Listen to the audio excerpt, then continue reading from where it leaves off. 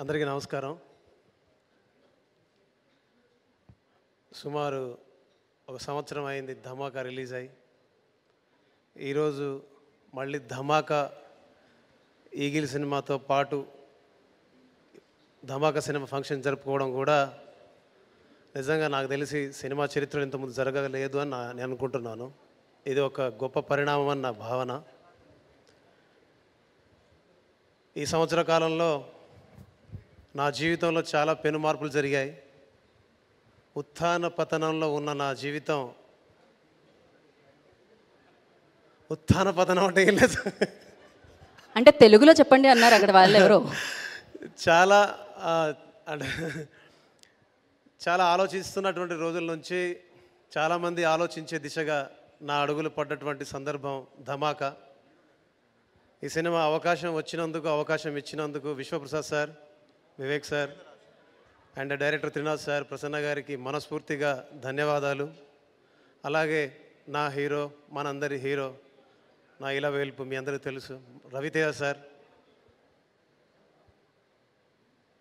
ఎప్పుడు మాట్లాడినా ఎక్కడో తెలియని భావన కలుగుతుంది నాకు. ఎందుకంటే నాకు అలాంటి సంఘటనలు ఆయనతో నేను కొన్ని షేర్ చేసుకున్నాను.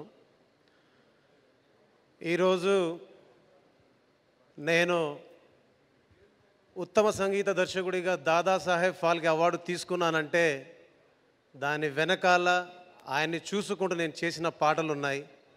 ఈరోజు నేను ఉత్తమ సంగీత దర్శకుడిగా 2022కి best popular music director award తీసుకున్నానంటే దాని వెనకాల రవితేజ సార్ ప్రేమ ఉంది.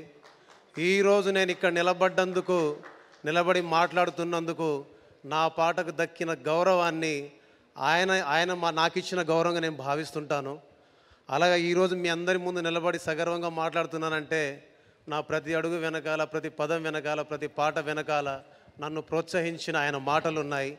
అందుకే ఈ సంవత్సరం తర్వాత కూడా ఈరోజు మీ ముందు ఉన్నానంటే అది రవితేజ సార్. చివరి శ్వాస వరకు ఇది చెప్తే అతి అయిపోద్దేమో కానీ ఆయనకు నచ్చదు ఇవన్నీ.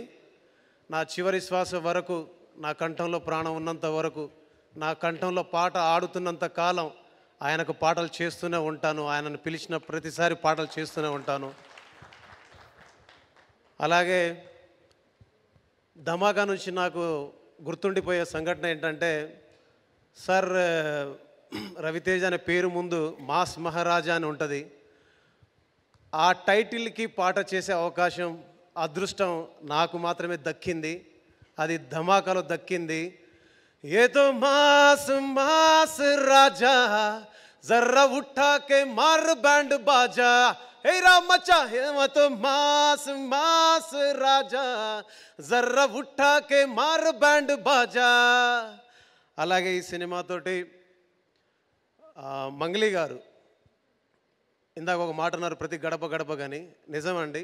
మంగ్లీ గారు, కాసాల శ్యామన్న ఇద్దరు ఈ సినిమాలో నా పాటల విషయంలో, సంగీత విషయంలో ప్రతిరోజు ప్రతి పూట స్కేల్ మారినప్పుడల్లా, టెంపో మారినప్పుడల్లా ప్రతిసారి నాతో ఉండి పాటని ప్రేమించి, పాటను గౌరవించి, పాటను ప్రజల్లోకి తీసుకెళ్ళినందుకు వాళ్ళిద్దరికీ ఈ సినిమా విషయంలో ప్రత్యేకంగా ధన్యవాదాలు చెప్తూనే ఉంటాను.